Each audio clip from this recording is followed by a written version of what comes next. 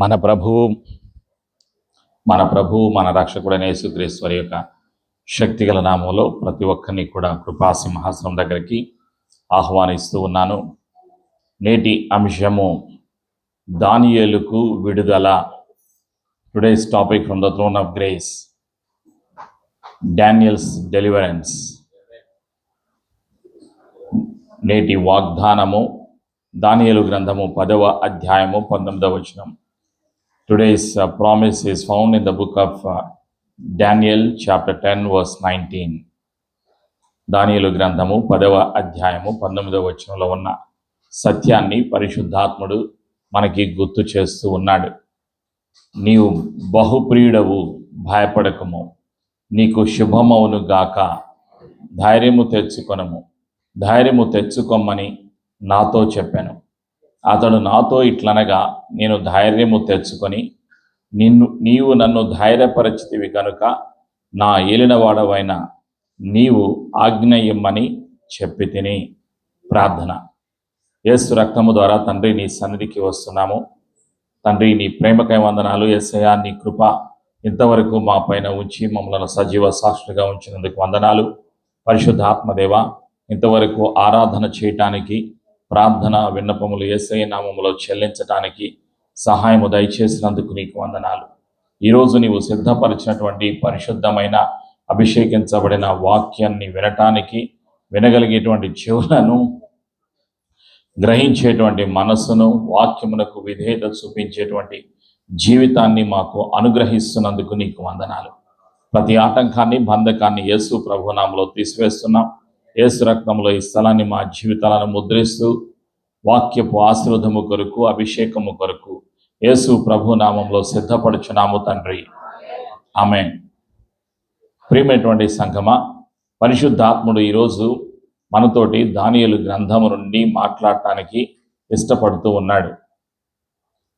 దానియేలు గ్రంథములో జరిగినటువంటి అద్భుతాలను ఈరోజు మనకి పరిశుద్ధాత్ముడు తెలియచేయడానికి ఇష్టపడుతూ ఉన్నాడు.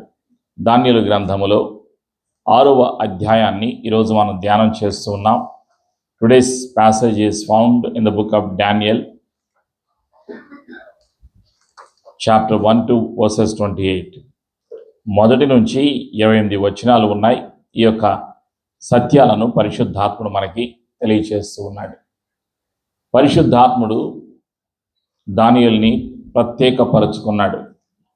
కాబట్టి దేవుడు ఏమని సెలవిస్తున్నాడంటే దానియేలుతోటి, ప్రియమైనటువంటి సంగమా, 10వ అధ్యాయం 19వ వచనంలో ఉన్నటువంటి సత్యం, అతడు మరలా నన్ను ముట్టి నన్ను బలపరిచి, నీవు బహుప్రియుడవు, భయపడకము, నీకు శుభమవును గాక, ధైర్యము తెచ్చుకొమ్మని నాతో చెప్పాను. ప్రియమైనటువంటి సంఘమా, దానియేలుకి పరిశుద్ధాత్ముడు ఇచ్చినటువంటి అభిషేకాన్ని బట్టి దేవునికి స్తోత్రాలు. దానియేలు దగ్గరికి మిఖాయేలు దేవదూత వచ్చాడు, గాబ్రియేలు దేవదూత వచ్చాడు. నిత్యము వారిని, దానియేలుని బలపరుస్తూ ఉన్నారు. దానియేలు దగ్గరికి వాళ్ళు వచ్చి చెప్పినటువంటి సత్యం ఏమిటి అంటే, నీవు బహుప్రియుడవు గనుక నేను నీ యొద్దకు పంపబడి తిని, నీవు లేచి నిలువబడి నేను నీతో చెప్పు మాటలు తెలుసుకొనుమనెను. ప్రియమైనటువంటి సంగమా, దానియేలు దగ్గరికి వచ్చాడు. ఎవరు? మిఖాయేలు వచ్చాడు. మిఖాయేలు వచ్చి మాట్లాడుతూ ఉన్నాడు. నీకు సహాయం చేయడానికి నేను పంపబడి ఉన్నాను కాబట్టి నీవు అధైర్యపడవద్దు, నీవు ధైర్యముగా ఉండు అని దానియేలుని బలపరిచాడు. ప్రియమైనటువంటి సంగమా, దానియేలు అంటే అర్థం ఏమిటి అంటే, దేవుడే నా న్యాయాధిపతి. Daniel means God is my judge. ఈ దానియేలు ఒక యూదుడు. తన యొక్క స్నేహితులతో కలిసి, మరి కొంతమంది వేల మందితో కలిసి ఇజ్రాయేలు దేశము నుండి బబులోను దేశానికి బానిసలుగా తీసుకురాబడ్డారు. ఈ బబులోను దేశము వచ్చిన తర్వాత నెబుకద్నెజరు వీళ్ళ యొక్క తెలివితేటలను గుర్తించి వీళ్ళకి మంచి స్థానాన్ని తన దేశంలో అనుగ్రహించాడు నెబుకద్నెజరు.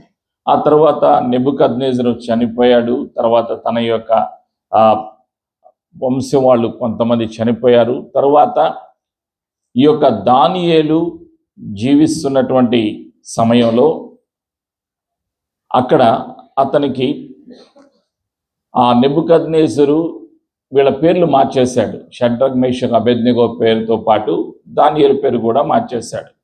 అంతకుముందు దానియేలు పేరు బెల్తెషాజరు. బెల్తెషాజరు అంటే బేల్ ప్రొటెక్ట్స్ హిస్ కింగ్, ఆ దేవత రాజుని కాపాడుతుంది అనేటువంటి అర్థం ఉంది. ప్రియమైనటువంటి సంఘమా, అయితే దానియేలు అనేటువంటి పేరుని వాళ్ళు పెట్టారు. దానియేలు అంటే దేవుడే న్యాయాధిపతి. ప్రియమైనటువంటి సంఘమా, ఈ యొక్క దానియేలు జీవిస్తున్నటువంటి కాలంలో పారసిక రాజు దర్యావేషు పరిపాలన చేస్తూ ఉన్నాడు. Darius was ruling the kingdom, Babylon kingdom పరిపాలన చేస్తూ ఉన్నాడు. బబులోను దేశాన్ని పరిపాలన చేస్తూ ఉన్నాడు. అప్పుడు జరిగినటువంటి ఒక సంఘటన ఏమిటి అంటే, ఈ యొక్క దర్యావేషు ఒక శాసనాన్ని తీసుకొని వచ్చాడు. ఏమిటి ఆ శాసనం అంటే 6వ అధ్యాయంలో మనం చూస్తాం. దానియేలు గ్రంథములో 6వ అధ్యాయంలో దర్యావేషు తీసుకొచ్చినటువంటి ఒక శాసనం ఏమిటి అంటే, తను 30 రోజుల వరకు ఎవ్వరికీ కూడా నమస్కారం చేయకూడదు అని చెప్పాడు. ఎవరికి నమస్కారం చేయాలి అంటే, కేవలం తాను నిలబెట్టినటువంటి ఈ యొక్క ప్రతిమకు మాత్రమే నమస్కారం చేయాలి అని తెలియచేశాడు. అది ఎవరైతే ఆ యొక్క ప్రతిమకు నమస్కారం చేయరో వాళ్ళని సింహాల గుహలలో పడేయాలి అని ఒక శాస్త్రాన్ని తీసుకొని వచ్చాడు. ఆ సత్యాన్ని మనం ఇక్కడ చూస్తాం. దానియేలు గ్రంథం 6వ అధ్యాయంలో మొదటి నుంచి చదువుతున్నాను. తన రాజ్యం అంతటి పైన అధిపతులుగా ఉండుటకై 120 మంది అధిపతులను నియమించుటకు దర్యావేషునకు ఇష్టమైన వారిపైన 3 ప్రధానులుగా నియమించాను. ఆ 3 దానియేలు ముఖ్యుడు. రాజునకు నష్టము కలగకుండునట్లు ఆ అధిపతులు తప్పకుండా వీరికి లెక్కలు ఒప్పచెప్పవలెనని ఆజ్ఞ ఇచ్చాను. ఈ దానియేలు అతి శ్రేష్టమైన బుద్ధి గలవాడై ప్రధానుల్లోనూ అధిపతులను ప్రఖ్యాతి నుండి ఉండెను గనుక రాజ్యం అంతటి మీద అతన్ని నియమింపవలెనని రాజు ఉద్దేశించాను.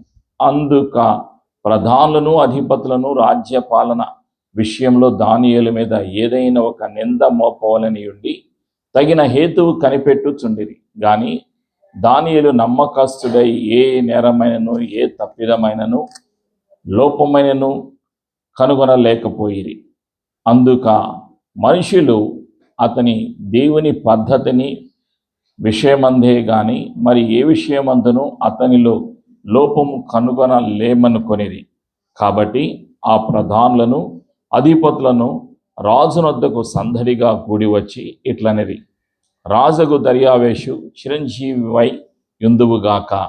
రాజ్యపు ప్రధానులు సేనాధిపతులను అధిపతులను మంత్రులను సంస్థానాధిపతులను అందరూ కూడి రాజొక ఖండితమైన చట్టము స్థిరపరిచి దాన్ని శాస్త్రముగా చాటింపచేయునట్లు యోచన చేసిరి.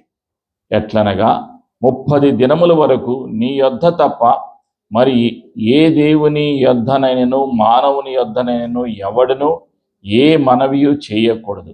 ఎవడైనను చేసిన యెడల వాడు సింహముల గుహలో పడద్రోయబడును.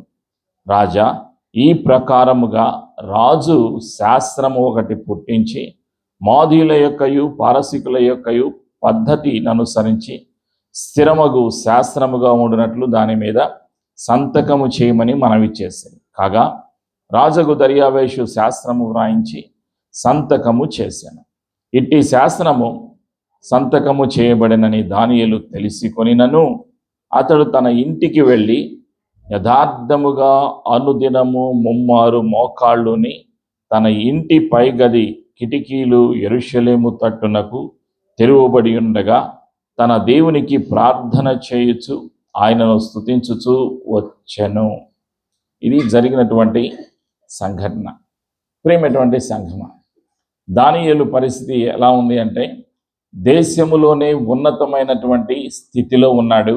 కారణం ఏమిటి అంటే తనకి దేవుడు అనుగ్రహించినటువంటి అభిషేకము ద్వారా అతడు రాజ్యంలోని అధికారులందరికీ పైన, అక్కడ చాలామంది అధికారులు ఉన్నారు, 120 మంది అధిపతులందరిపైన కూడా అధికారిగా ఉన్నాడు. ఆ యొక్క స్థానాన్ని దర్యావేషు రాజు తనకి అనుగ్రహించాడు. అయితే ఈ యొక్క శాస్త్రము గురించి తనకు తెలుసు.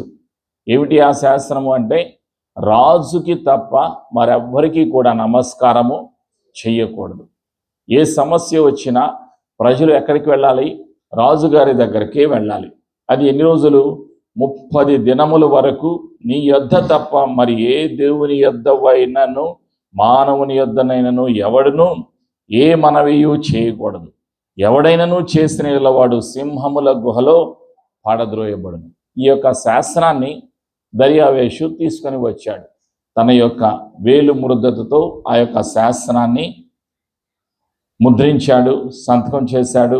ఆ యొక్క శాస్త్రం అన్ని ప్రాంతాలకు పంపించాడు. తన దేశంలో ఉన్నటువంటి అన్ని ప్రాంతాలకు పంపించాడు. అయితే దానియేలు మాత్రం రాజుగారికి నమస్కారం చేయటం లేదు. ప్రతిరోజు 3 సార్లు 10వ వచనం,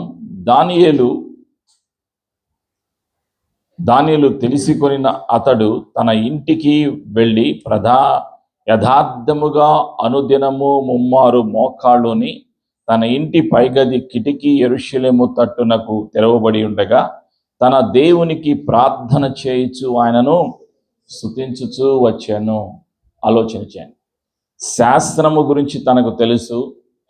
రాజుగారి యొక్క శాస్త్రాన్ని ఎవరైతే ఉల్లంఘిస్తారో వారు సింహాల గుహలలో పడవేయబడతారు అన్న సంగతి తనకు తెలుసు. తెలిసినప్పటికీ కూడా తను ఏం చేస్తున్నాడు అంటే తన విశ్వాసాన్ని కోల్పోవట్లేదు.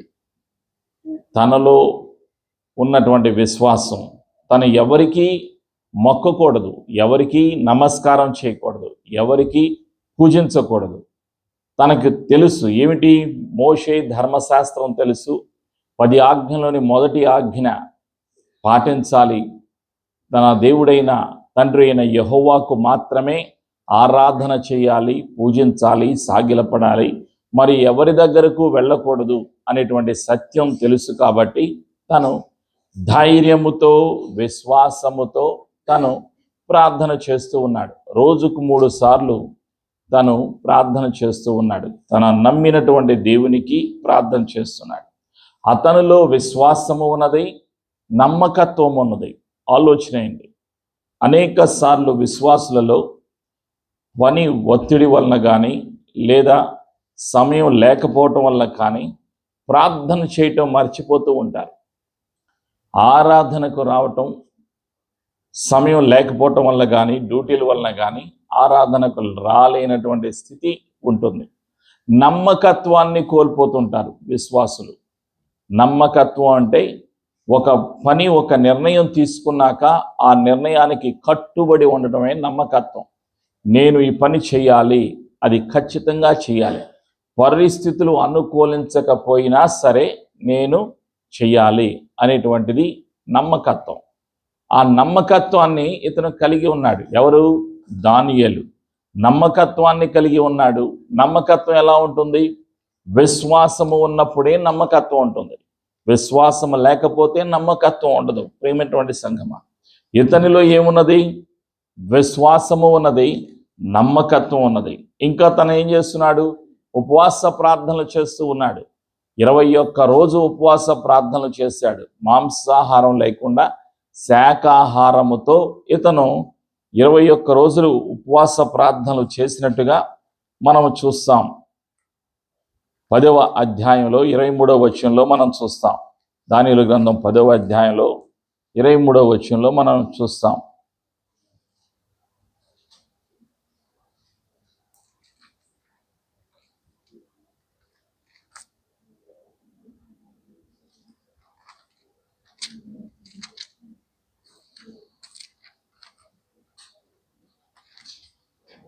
10వ అధ్యాయం 2వ వచనం చదువుతున్నాను.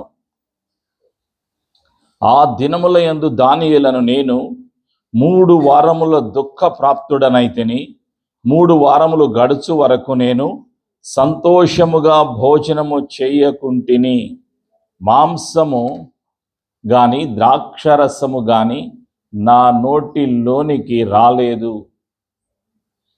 స్నానాభిషేకములు చేసి కొనలేదు. ఈ విధంగా 30 తను 3 వారాలు ఉపవాసం ఉన్నట్లుగా పరిశుద్ధ గ్రంథంలో పరిశుద్ధాత్ముడు గుర్తు చేస్తూ ఉన్నాడు. ఇతను మంచి ప్రార్థనాపరుడు, ఉపవాసము చేశాడు, దేవుని యొక్క సన్నిధికి వచ్చాడు. ఇతనిలో ఉన్నది ఏమిటి అంటే అభిషేకము. ఇతనిలో ఉన్నటువంటి ఏమిటి అంటే ధైర్యము. తనకి శాస్త్రము గురించి తెలుసు. రాజుగారి యొక్క మాట ఎవరైతే వినరో వారిని సింహాల గుహలలో పడవేస్తారు అన్నటువంటి చట్టము గురించి తెలుసు. కానీ ఆ మరణానికి భయపడటం లేదు దానియేలు. దేవునికి భయపడ్డాడు, దేవుని సన్నిధికి వస్తూ ఉన్నాడు. ఎన్నుకోబడ్డాడు, ఇతను ప్రత్యేకించబడ్డాడు, యూదులలో నుండి ప్రత్యేకించబడ్డాడు. బబులోను దేశములో, అన్యుల దేశములో, అన్యుడైన దర్యావేషు ఆధీనములో ఉన్నప్పటికీ తన యొక్క నమ్మకాన్ని కోల్పోలేదు. ధైర్యము కలిగి తను ప్రార్థన చేస్తూ ఉన్నాడు. ఎన్నుకోబడినటువంటి వ్యక్తి ఈ యొక్క దానియేలు. అతనిలో ఉన్నది ఏమిటి అంటే తగ్గింపు ఉన్నది. అందరిలో ప్రత్యేకించబడ్డాడు. అందరికన్నా అధికారిగా అక్కడ ఉన్నటువంటి 120 మంది అధికారుల పైన కూడా అధికారి అయ్యాడు. అయినప్పటికీ కూడా ఎలాంటి గర్వము లేకుండా తగ్గింపు కలిగి అందరితో కలిసి ఉండేటువంటి వ్యక్తి ఈ యొక్క దానియేలు. ఇతను విధేయత చూపించాడు. ఎవరికి విధేయత చూపించాడు? వాక్యమునకు విధేయత చూపించాడు. తండ్రి చిత్తానికి విధేయత చూపించాడు. తండ్రి ప్రణాళికకు విధేయత చూపించాడు. ప్రేమటువంటి సంగమా, అనేక సార్లు విధేయతలు కోల్పోతూ ఉంటారు విశ్వాసులు. పరిస్థితులకు అనుకూలంగా వారి యొక్క జీవితాలను మరల్చుకుంటూ ఉంటారు. కానీ ఈ యొక్క దానియేలు కష్టములో, దుఃఖములో, మరణకరమైన శాసనము ఉన్నప్పటికీ కూడా తనలో విధేయతను చూపిస్తూ ఉన్నాడు. ఎవరికి విధేయత? తను నమ్మినటువంటి దేవునికి విధేయత చూపిస్తూ ఉన్నాడు. అంతము వరకు తనకి శ్రమ వస్తుంది, కష్టము వస్తుంది, సింహాల బోనులో వేస్తారు అనేటువంటి సత్యము, వాస్తవం తనకు తెలిసినా కూడా భయపడటం లేదు. కారణం ఏమిటి అంటే తనలో ఉన్నటువంటి అభిషేకము తనని ధైర్యవంతునిగా చేసింది. భయాన్ని తీసివేసింది. మరణం అనేటువంటి భయాన్ని తీసివేసింది. అన్నిటికన్నా ప్రమాదకరమైనటువంటి భయం ఏమిటి అంటే మరణం అంటే భయపడతారు. ఆలోచన చేయండి. ఒక హాస్పిటల్లో ఒక డాక్టర్ గారు చెప్పారనుకోండి, ఉదాహరణకి నువ్వు 24 గంటల్లో చనిపోతామని చెప్పారనుకోండి, ఆ పేషెంట్ ఎలా ఉంటాడు చెప్పండి? భయంతో, దిగులుతో, బాధతో ఉంటాడు. ఇతనికి తెలుసు తన మరణం ఏ సమయంలోనైనా రావచ్చు. సింహాల గుహల్లోకి తన్ని వేసేయొచ్చు. ఈ యొక్క సింహాల ఎదుట తనని పంపించేయొచ్చు. శాస్త్రము ఉన్నది కదా అనేటువంటి దిగులు కానీ, బాధ కానీ తనకు లేదు. ధైర్యం. తనకి అంత ధైర్యం కలగడానికి కారణం ఏమిటి అంటే అభిషేకము. అభిషేకం మనల్ని ఏం చేస్తుంది అంటే ధైర్యవంతుల్ని చేస్తుంది, పిరికితనాన్ని తీసివేస్తుంది, మనలో ధైర్యాన్ని కలుగజేస్తుంది. ఆ ధైర్యము సాధారణమైనటువంటిది కాదు, అసాధారణమైనటువంటి ధైర్యం. ఆ ధైర్యం మనకు కలిగినప్పుడు మనం ధైర్యముతో జీవించగలుగుతాం. కష్టములో, దుఃఖములో, మరణకరమైనటువంటి పరిస్థితుల్లో మనము ధైర్యము కలిగి జీవించగలుగుతాం. ఇతనికి దేవుడు ధైర్యాన్ని ఇచ్చాడు, జ్ఞానాన్ని ఇచ్చాడు, దేవదూతలను పంపించి నిత్యము సహాయము దయచేస్తూ ఉన్నాడు. ప్రియమైనటువంటి సంగమా, చివరికి దానియేలు ఇలా 3 సార్లు రోజు ప్రార్థన చేస్తున్నాడు అన్న సంగతి దర్యావేషు రాజు గారికి తెలియచేయబడింది. అప్పుడు తనకి దర్యావేషుకి దానియేలు అంటే చాలా ఇష్టం. కానీ తను చెప్పినటువంటి శాసనాన్ని తిరిగి మార్చివేయకూడదు. కారణం ఏమిటి అంటే ఆ విధంగా తను శాసనాన్ని రాశాడు. దానియేలు గ్రంథం 6వ అధ్యాయంలో మనం చూస్తున్నాం. 13వ వచనంలో 12వ వచనం చదువుతున్నాను. ఆఖరి లైను.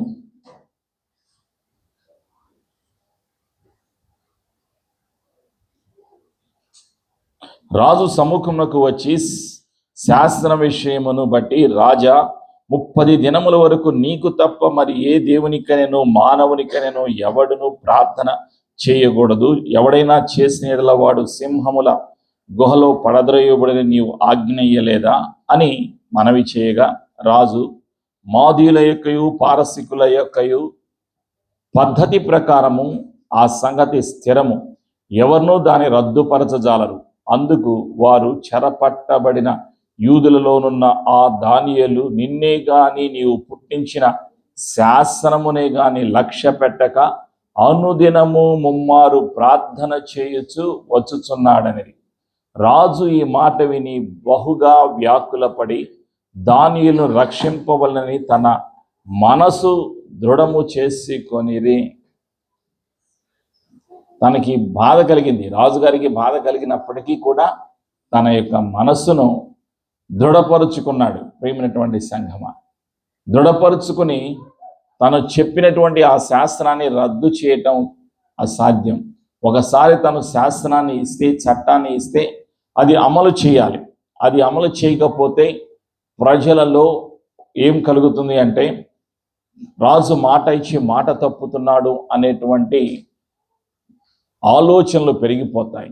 అందుకని దర్యావేషు రాజుగారికి బాధ కలిగినప్పటికీ కూడా తన బాధను, తన దుఃఖాన్ని దాచిపెట్టుకొని, ఆ మనుషులు దీన్ని చూచి రాజసన్నిధికి సందడిగా కూడి వచ్చి, రాజా, రాజు సిగ్గుపరచిన ఏ శాసనము కానీ తీర్మానము కానీ ఎవడునూ రద్దుపరచజాలడు.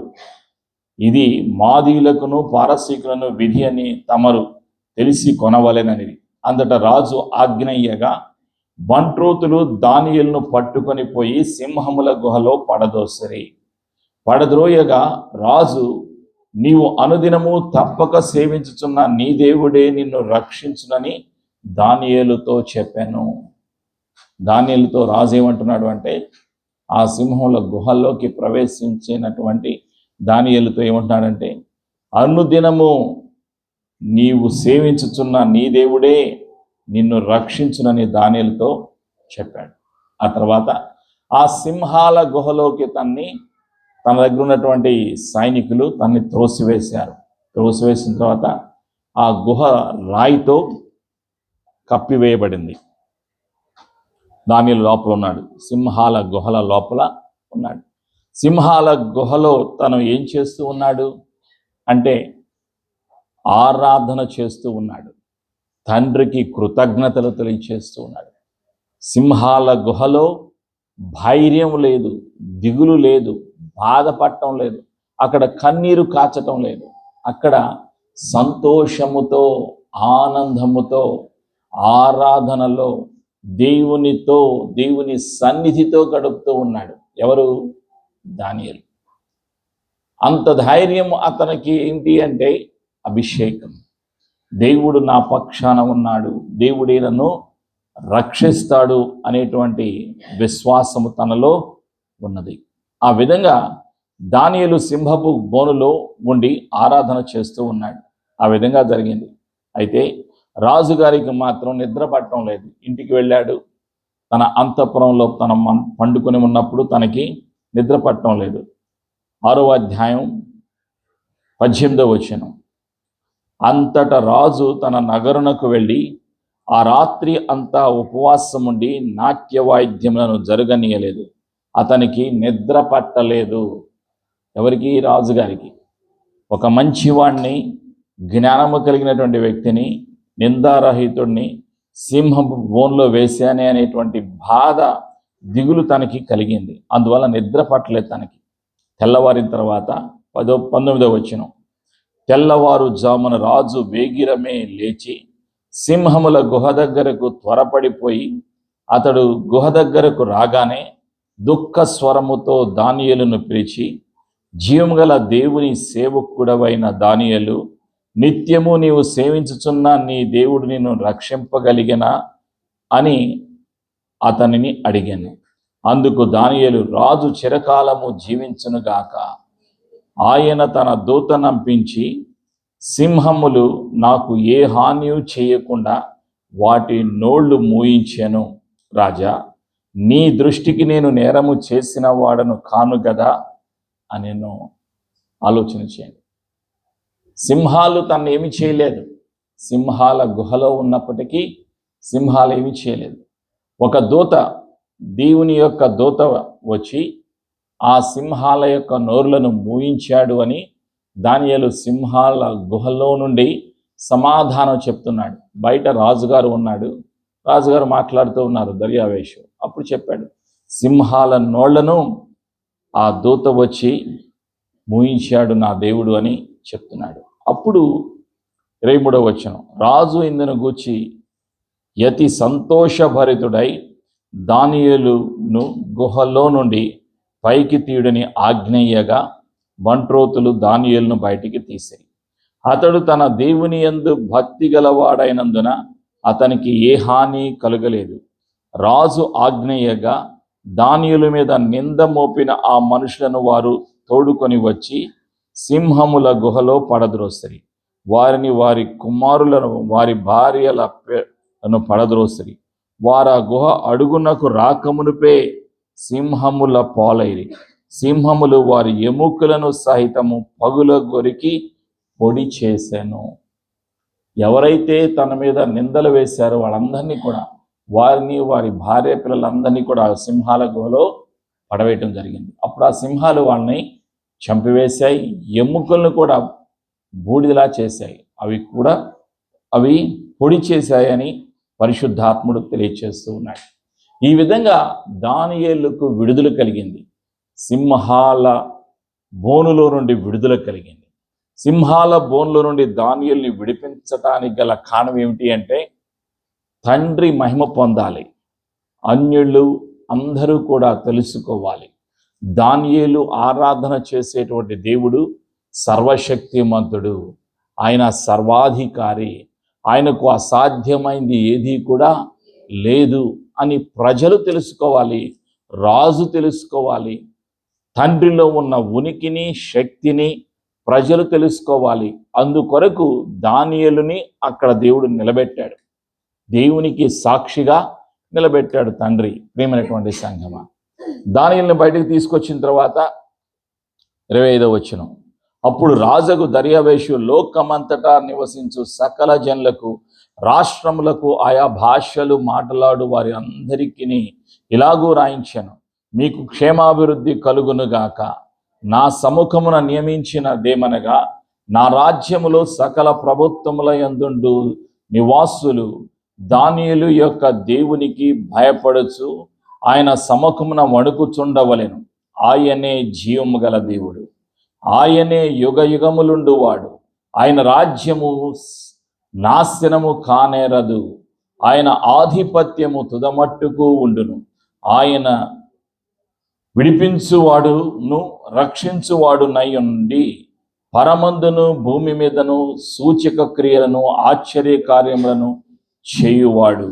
ఆయనే సింహముల నోట నుండి ఈ దానియేలును రక్షించెను అని వ్రాయించెను. ఆమేన్. దర్యావేషు ఒక అన్యుడు, విగ్రహారాధికుడు. అలాంటి విగ్రహారాధుడి యొక్క మనస్సు మారిపోయింది.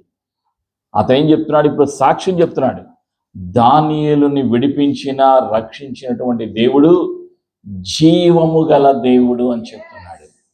ఆలోచన చేయండి.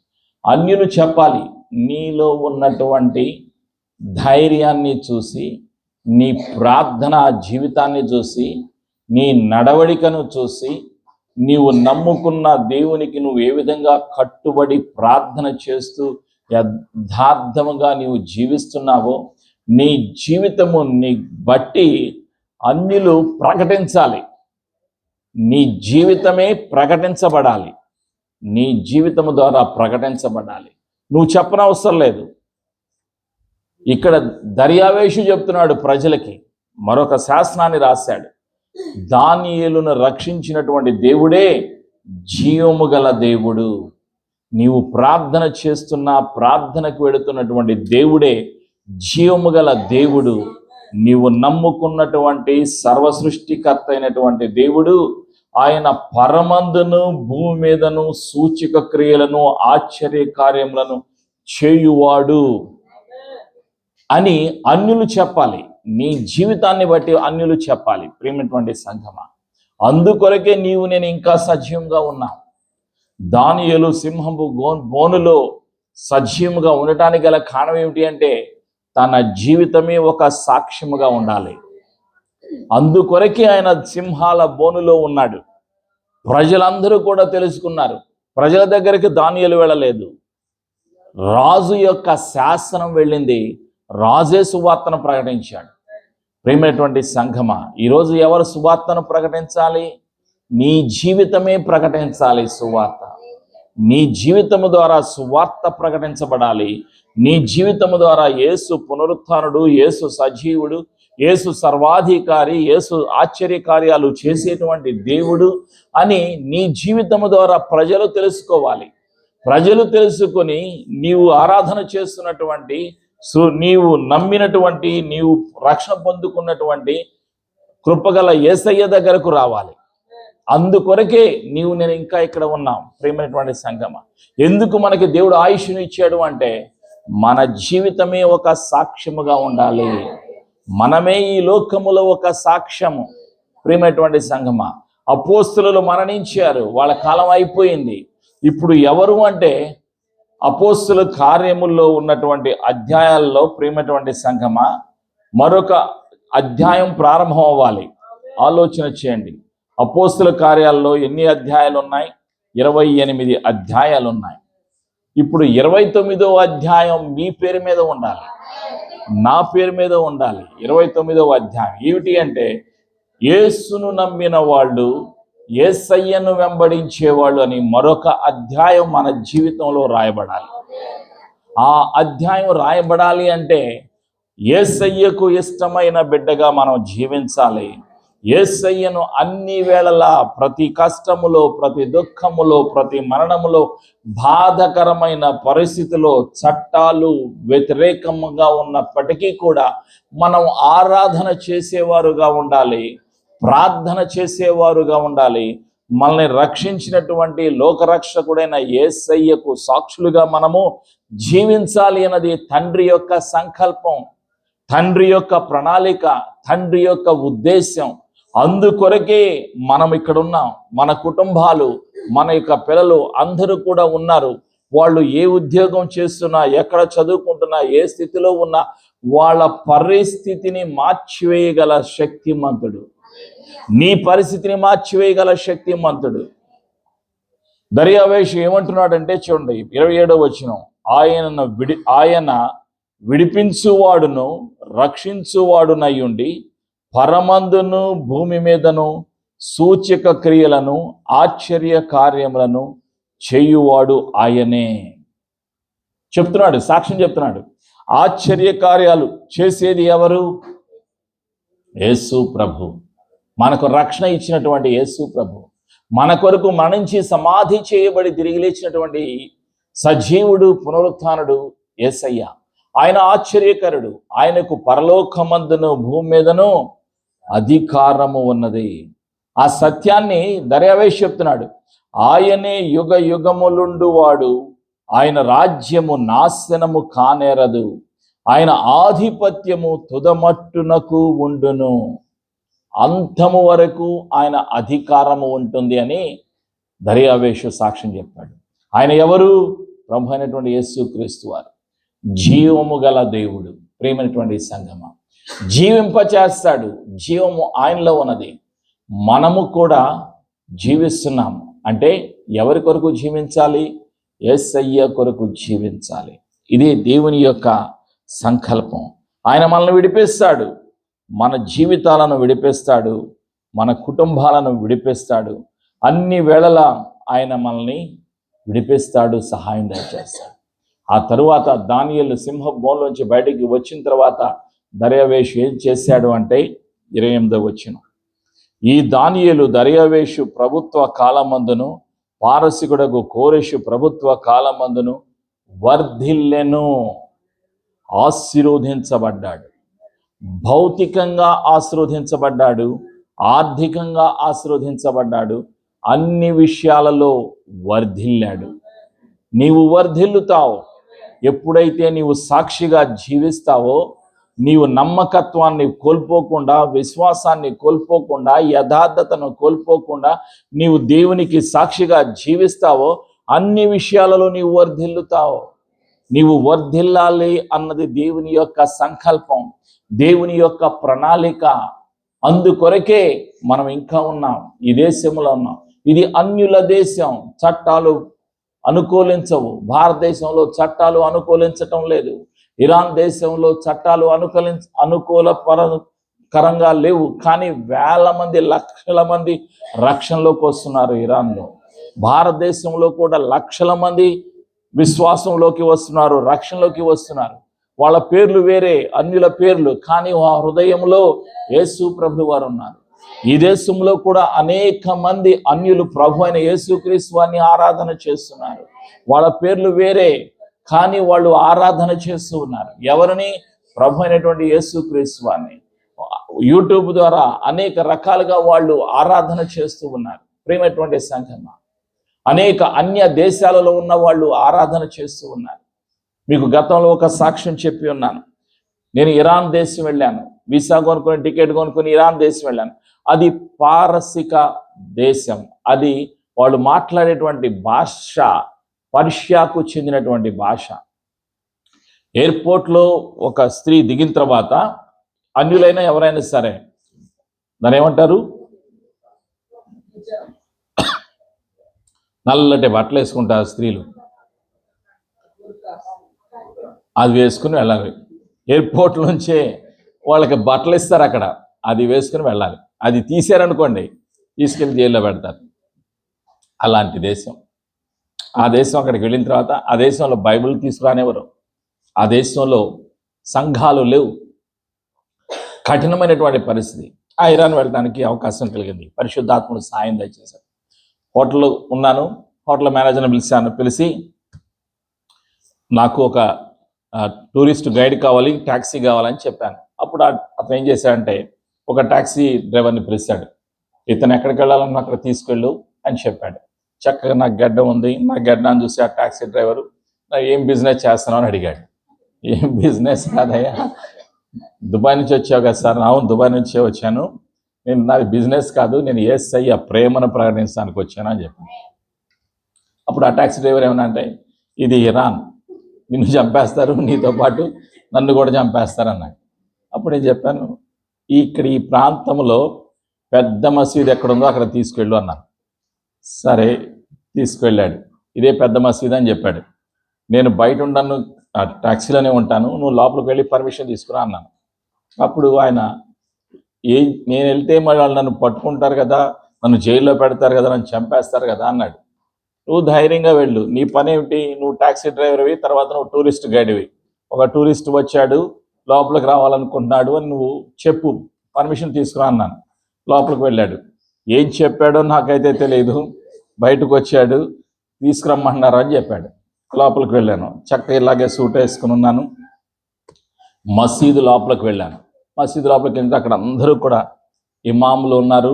ఆ రోజు ఫ్రీడమ్ ఫైటర్స్ డే, అంటే స్వాతంత్ర దినోత్సవం. ఇరాన్కి అధికారులు ఉన్నారు, గవర్నమెంట్ వాళ్ళు ఉన్నారు, లైవ్ టెలివిజన్ ఉంది, వాళ్ళందరూ కూడా ఉన్నారు. అప్పుడు వాళ్ళు అడిగారు, నువ్వు ఎవరు, ఎక్కడి నుంచి వచ్చావని అడిగారు.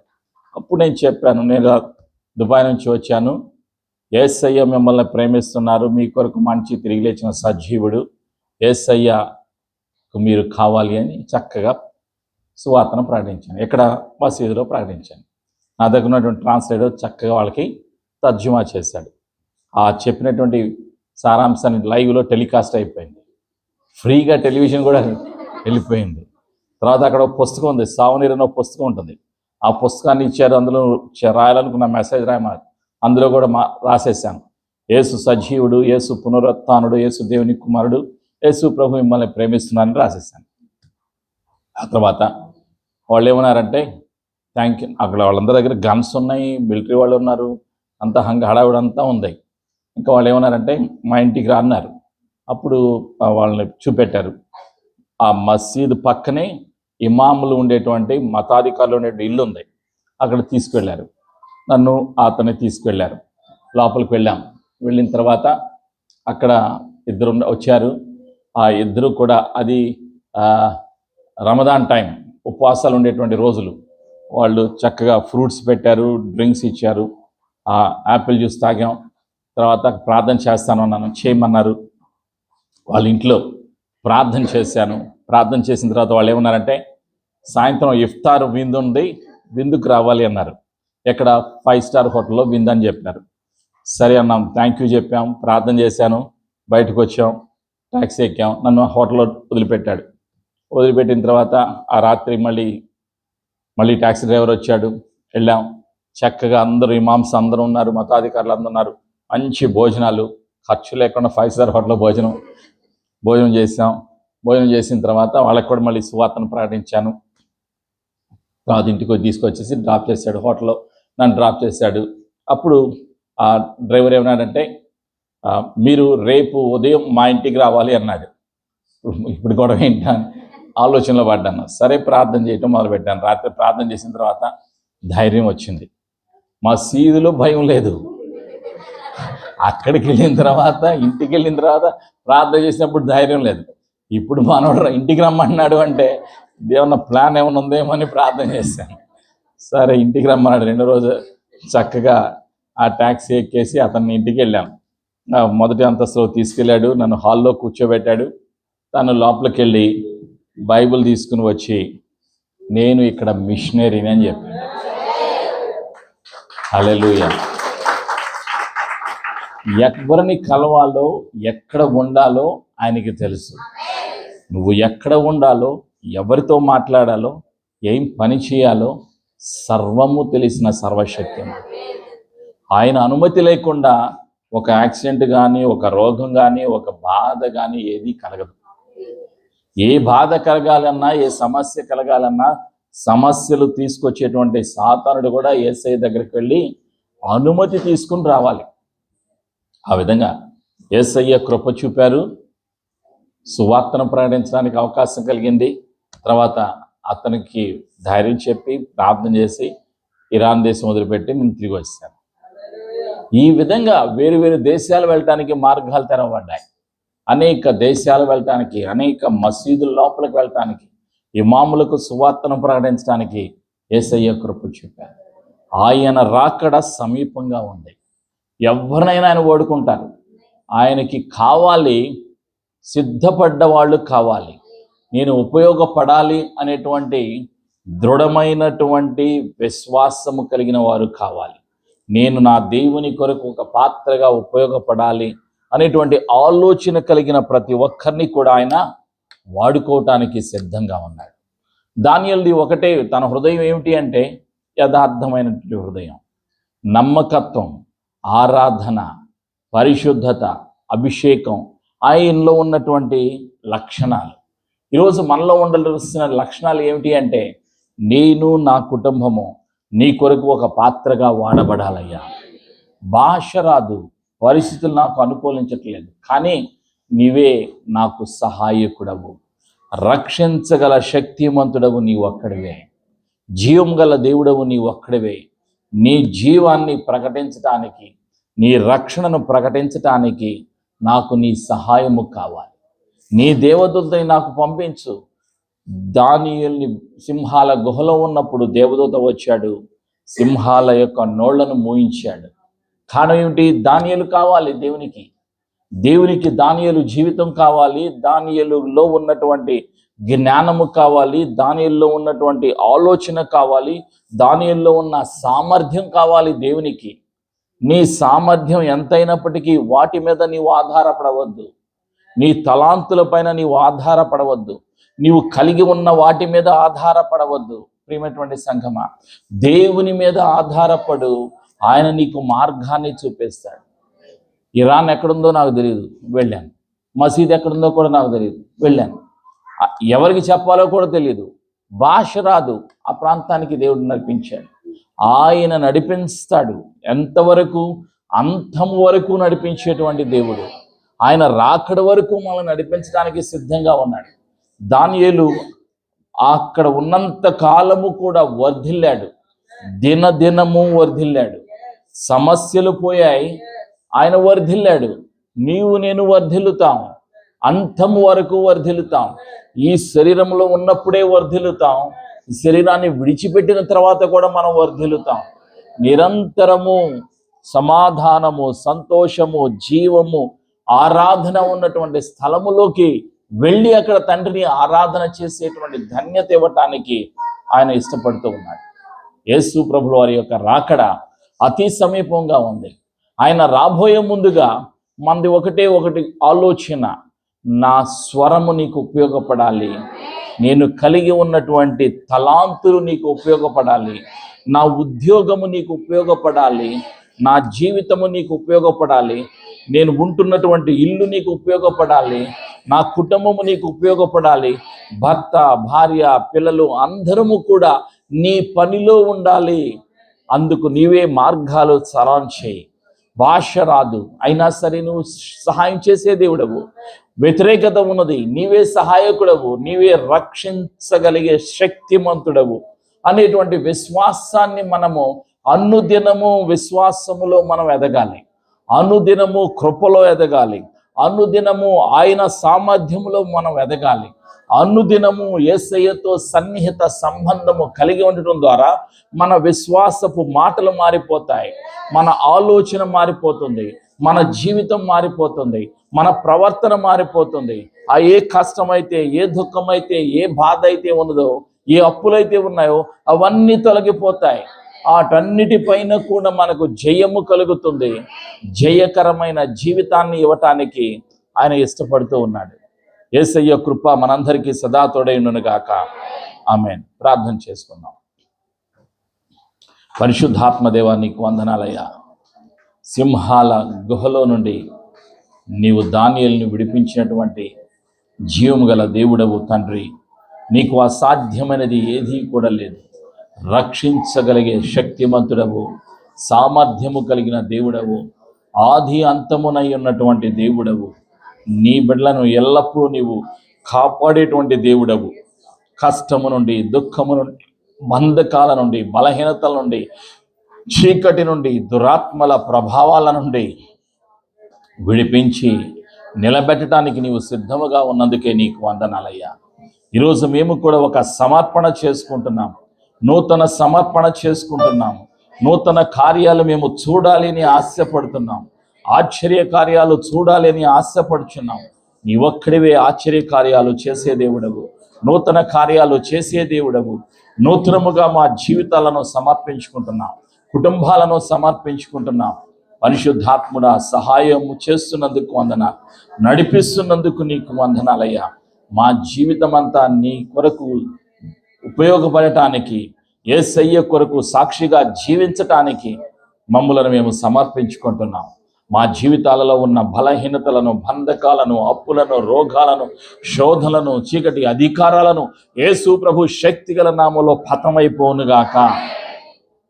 విడుదల యేసయ్య రక్తము ద్వారా కలుగునుగాక. యేసయ్య పొందిన గాయాల ద్వారా స్వస్థత కలుగునుగాక, సమృద్ధి కలుగునుగాక, జీవము సమృద్ధి కలుగునుగాక, ఆర్థికపరమైన అభివృద్ధి కలుగునుగాక, ఆత్మీయ అభివృద్ధి కలుగునుగాక. దినదినము విశ్వాసము నుండి, పరిశుద్ధత నుండి, కృప నుండి కృపలోకి, మహిమ నుండి మహిమలోకి నీ బిడ్డలు ప్రతి ఒక్కరూ వర్ధిల్లుదురుగాక. ఆశీర్వాదకరమైన పాత్రలుగా ప్రతి కుటుంబము వాడబడుదురుగాక.